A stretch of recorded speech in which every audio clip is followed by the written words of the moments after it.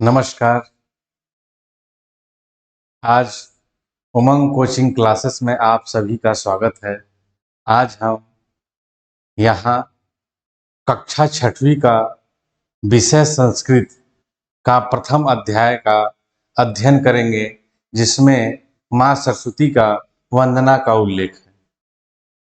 मैं आप सभी छात्रों का हृदय से स्वागत करता हूँ।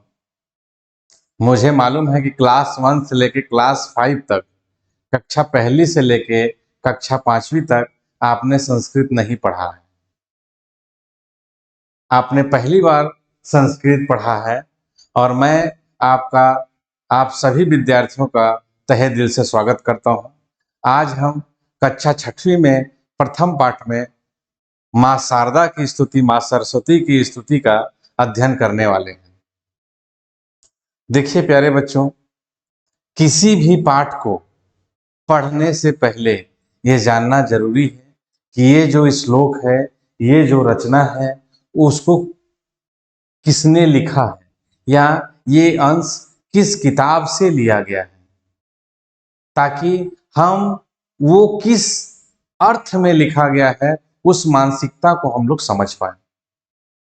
प्रस्तुत पाठ माँ सरस्वती की वंदना शारदा स्तुति नामक रचना से लिया गया है और इसके रचना अज्ञात है, क्योंकि ये जो रचना है वो हमारे या हिंदू धर्म के जो प्राचीन किताब है उसमें वर्णित है। इसका वर्णन बहुत सारे वेदों में, पुराणों में मिलता है, इसलिए ऐसा माना जाता है कि ये प्राचीन रचना ही है और माँ सरस्वती जो हमारे ज्ञान, विद्या, कला और संगीत की देवी मानी जाती हैं, उनका स्तुति है। सबसे पहले संस्कृत को समझने से पहले, संस्कृत को जानने से पहले एक बात मैं आपको बता दूं कि जब भी संस्कृत पढ़ें तो संस्कृत के शब्द ऐसे हैं, संस्कृत के वाक्य ऐसे हैं, संस्कृत के पंक्तियां ऐसी हैं कि उनका एक अलग लय होता है। आप यदि उस लय में पढ़ेंगे या उसका सही उच्चारण करेंगे तो खुद ब खुद एक लय बन जाता है। तो मैं ज़्यादा आप लोग को वेट नहीं कराऊंगा और आप लोग दिमाग में थोड़ा सा भी टेंशन मत लीजिए कि नया सब्जेक्ट आ रहा है, संस्कृत क्या है, कैसे है। एकदम इजी सब्जेक्ट है, बहुत ही इजी, बिल्कुल हिंदी की तरह ही है। थोड़ा थोड़ा सा डिफरेंस, थोड़ा थोड़ा सा अंतर है, थोड़ा थोड़ा सा भिन्नता है, उसको हम लोग धीरे धीरे समझेंगे और आगे बढ़ेंगे। तो हम लोग प्रारंभ करते हैं। माँ शारदा की स्तुति, माँ सरस्वती देवी की वंदना। ओम सरस्वती नमः। पहले हम इसको अपने शब्दों में गाने का प्रयास करते हैं। पहले इसको पढ़ लीजिए आप। इसमें साधारण शब्दों में भी पढ़ सकते हैं। साधारण उच्चारण क्या है? शुक्लाम ब्रह्म विचार सार परमाम आद्याम जगद व्यापिनीम वीणा पुस्तक धारिणीम भयदाम जाड्या अंधकार पहा हस्ते स्फाटिक मालिकां विदधतीं पद्मासने संस्थितां वंदे तां परमेश्वरी भगवतीं बुद्धि प्रदाम शारदां। थोड़ा सा लय से गाते हैं इसको। आप भी प्रयास करिए और लय से ही याद करने का प्रयास करिएगा। शुक्लां ब्रह्म विचार सार परमा आद्यां जगत व्यापिनीं वीणा पुस्तक धारिणीं अभयदां जडयान्धकारापहां हस्ते स्फटिका मालिकां विदधतीं पद्मासने संस्थिता वंदे तां परमेश्वरीं भगवतीं बुद्धिप्रदां शारदाम्। ऐसे दो चार बार जब आप पढ़ेंगे, दो चार बार जब आप लय से गाएंगे, तो यह श्लोक खुद ब खुद आपको याद हो जाएगा। अब आगे इसका अर्थ समझते हैं कि इसमें क्या वर्णन है, कैसे कैसे माँ सरस्वती के गुणों का बखान है। बड़ा ही भावुक बखान है इसमें। माँ सरस्वती के अनन्य भक्त बहुत ही भावनात्मक रूप से इसका अर्थ बताते हैं और भावुक भी हो जाते हैं। तो चलिए इसको जानने के लिए नेक्स्ट बढ़ते हैं। जैसा कि मैंने बताया कि ये जो शारदा स्तुति नामक रचना से लिया गया है और इसमें माँ सरस्वती के गुणों का बखान है। माँ सरस्वती ज्ञान, विद्या, संगीत और कला की देवी मानी जाती है। इसमें हमने एक माँ सरस्वती जी का फोटो लिया हुआ है। जैसा उनके गुण हैं उसी जैसा इनका रूप बताया गया है। हाथ में बीड़ा ली हुई है, पुस्तक धारण की है, पद्मासन में बैठी हुई है, सफेद वस्त्र धारण की हुई है, योग और चिंतन में लीन है। इसमें प्रथम शब्द है शुक्लाम। शुक्लाम मतलब शुक्लाम जो शब्द है वो शुक्ल से बना हुआ है। शुक्ल मतलब कि यह एक विशेषण है जो स्त्री के विशेषता को बताता है। शुक्लाम शब्द का अर्थ है सफेद वस्त्र धारण करने वाली। ठीक है, दूसरा शब्द में आते हैं ब्रह्म विचार। ब्रह्मा जी के जो विचार हैं उसका सार क्या है। तो पहला तो हो गया शुक्लाम, मतलब कि सफेद वस्त्र धारण करने वाली माता सरस्वती हैं। और दूसरा क्या है कि वो ब्रह्म विचार की सार हैं। तो उसके लिए जानना पड़ेगा कि ब्रह्मा जी क्या है और उनके विचार क्या है। उसको जानने के लिए हम आगे बढ़ते हैं। नेक्स्ट, ऐसा हिंदू धर्म में माना जाता है, मैंने भगवान ब्रह्मा जी का ये फोटो लिया हुआ है। ऐसा हिंदू धर्म में माना जाता है कि हमारे ग्रंथों में ऐसा उल्लेख है कि 3 देवता हुए हैं, ब्रह्मा, विष्णु और महेश। हम लोग ऐसा मानते हैं या हिंदू धर्म में ऐसा माना जाता है कि भगवान ब्रह्मा जो है इस सृष्टि के सृजन करता है। इस सृष्टि को उन्होंने बनाया हुआ है। तो वो उनमें क्या क्या विचार आए, ब्रह्मा जी में क्या क्या विचार आए कि उन्होंने इस सृष्टि को बनाया और कैसे कैसे विचार आए। तो इस ब्रह्म विचार को समझने के लिए पहले तो ब्रह्मा जी को समझते हैं। ब्रह्मा जी एक त्रिमूर्ति, ब्रह्मा विष्णु महेश त्रिमूर्ति हैं। उसमें सृष्टि के सृजन करता है ब्रह्मा जी। और उनके विचार क्या है? उनके विचार का अर्थ ये है कि दुनिया में जो भी चीजें बनी हुई हैं, चाहे वो जीवन के विकास के लिए हो, चाहे वो दुनिया की भौतिकता के विकास के लिए हो, या आध्यात्मिक ज्ञान की बात हो, वो सब ब्रह्मा जी के विचार हैं। और माँ सरस्वती उन ब्रह्मा जी के विचार की सार हैं, ऐसा हम मानते हैं। ऐसा इस श्लोक में उल्लेखित किया गया है। और अगला शब्द है कि परम आद्याम। परम आद्याम, परमाम आद्याम। इसको समझने के लिए हम परमाम आद्याम को 2 शब्दों में बांटते हैं, 2 शब्दों में तोड़ते हैं, जो इस 2 शब्दों से बना हुआ है, परम और आद्य। परम का अर्थ होता है ये जो सर्वोच्च है, श्रेष्ठ है, उच्चतम है। और इसका मूल अर्थ ये है कि जो सर्वोच्च है, जो श्रेष्ठ है और जो उच्चतम है और बहुत ही महत्वपूर्ण है, उसको परम बोलते हैं। और मतलब कि जो ज्ञान पैदा हुआ, प्रारंभ हुआ और वही ज्ञान जो सर्वोच्च हुआ, मतलब कि ज्ञान की सर्वोच्च या समस्त ज्ञान की अधिष्ठात्री देवी है, मां सरस्वती। अब ये बोलते हैं आगे वाला श्लोक सेकंड लाइन में बोलता है कि वीणा पुस्तक धारणिम अभयदा, मतलब वो अपने हाथों में क्या ली हुई है, वीणा ली है। मैंने आपको पहले भी बताया था कि मां सरस्वती को संगीत की देवी माना जाता है, संगीत और कला विद्या और ज्ञान की देवी माना जाता है। तो संगीत मतलब ऐसा माना जाता है कि वीणा सबसे पुराने वाद्य यंत्रों में है और वीणा से ही 7 सुरों का उद्गम हुआ है। तो ऐसा माना जाता है कि मां सरस्वती अपने हाथ में वीणा लिए हुए हैं और मधुर मधुर संगीत निकालते हुए हैं। दूसरे में बोलते हैं कि वो पुस्तक भी धारण की हुई है। पुस्तक मतलब उस समय के पुस्तकों से तात्पर्य है वेद और शास्त्र।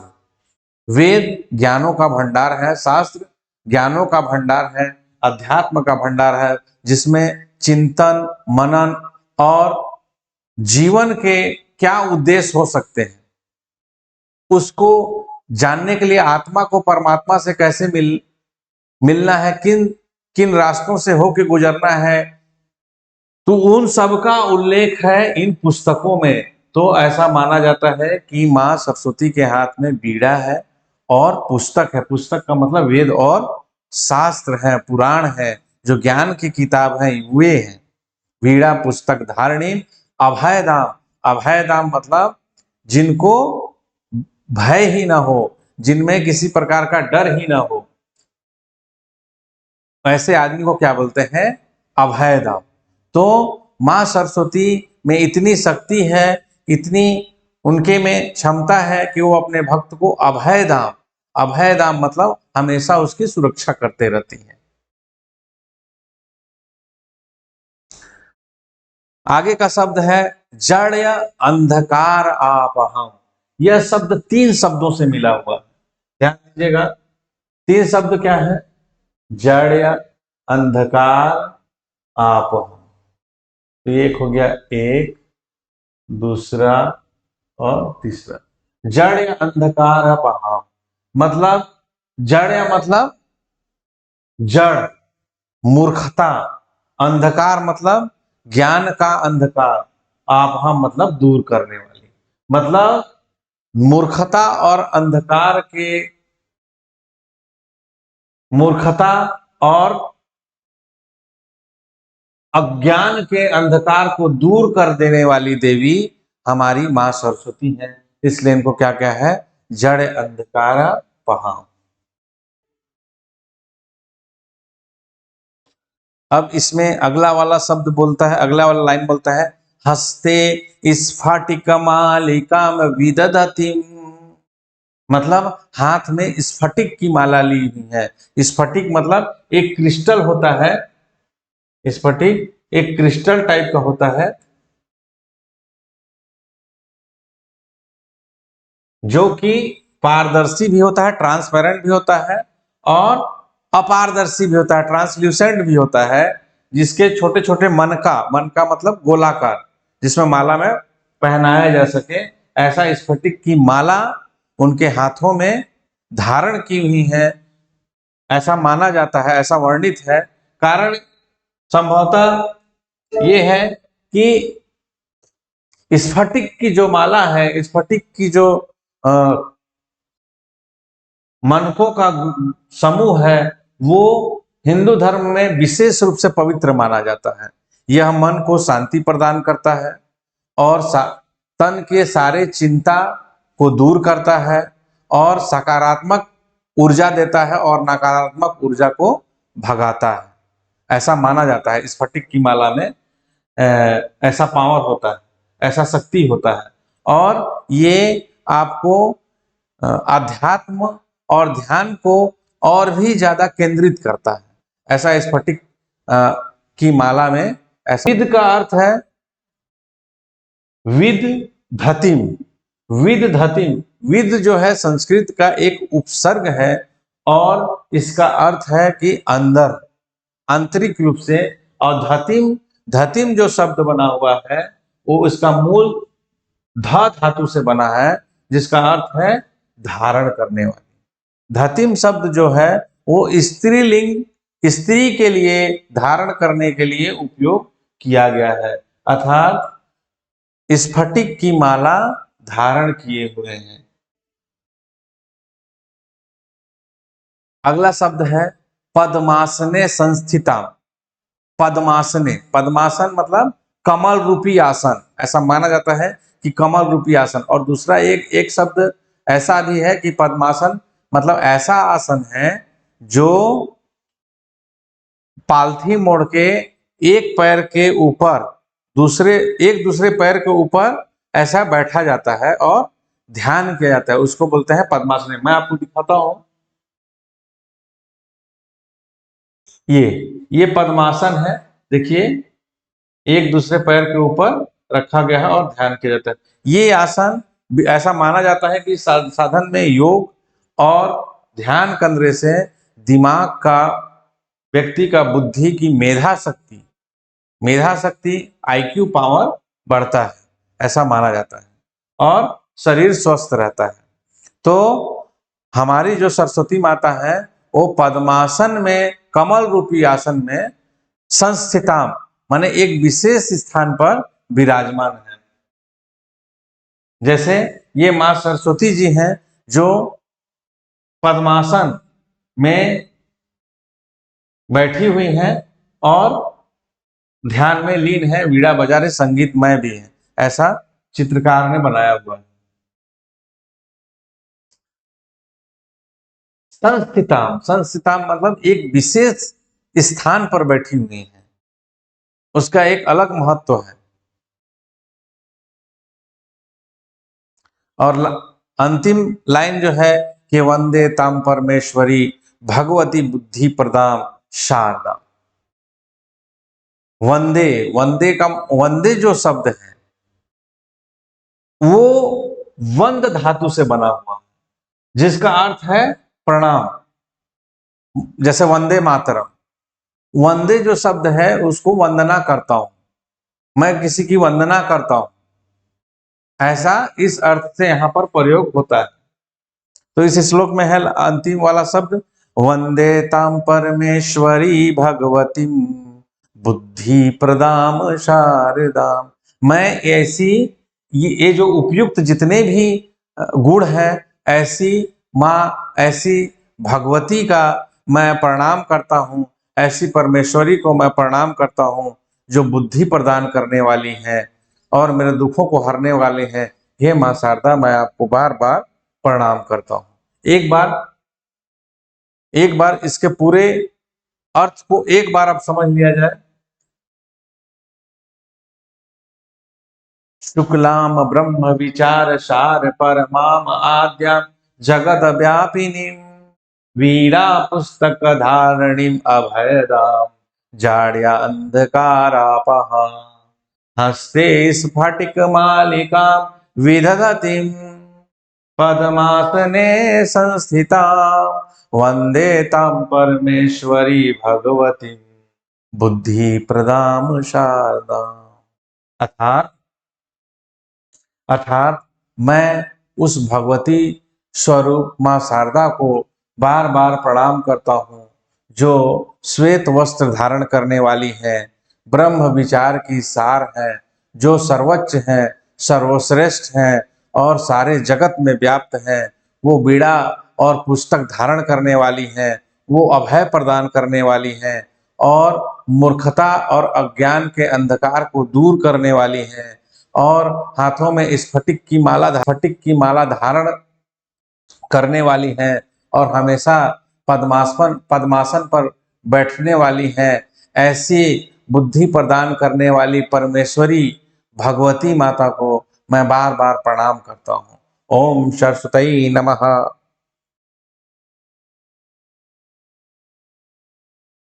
ओम सरस्वती नमः। धन्यवाद। आप सभी से विनती है कि यदि ये मेरा चैनल आपको समझ में आए, मेरी पढ़ाए गए अध्ययन को शेयर करें और चैनल को सब्सक्राइब करें और कमेंट्स में अपने सलाह दें। आपने इस वीडियो को आकर देखा, बहुत बहुत धन्यवाद।